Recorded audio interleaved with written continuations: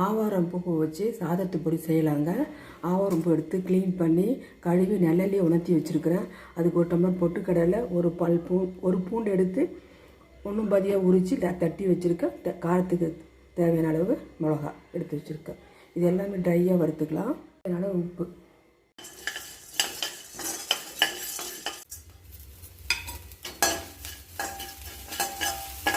வச்சுங்க.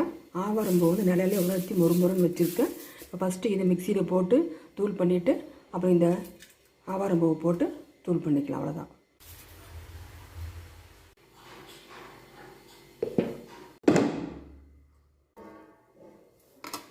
இதில் நெய் போட்டு பொடி போட்டு பிசைஞ்சு சாப்பிட்டா சூப்பராக இருக்கும்.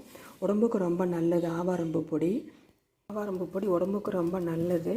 சுகர் இருக்கிறவங்க இதை சாப்பிட்டா சுகர் கண்ட்ரோலாக பண்ணுவாங்க. இந்த டைமில் தான் அந்த பூ கிடைக்கும். இது சீசன் டைமு. இந்த டைமில் வாங்கி செஞ்சு சாப்பிட்டு பாருங்கள். ரொம்ப நல்லது உடம்புக்கு.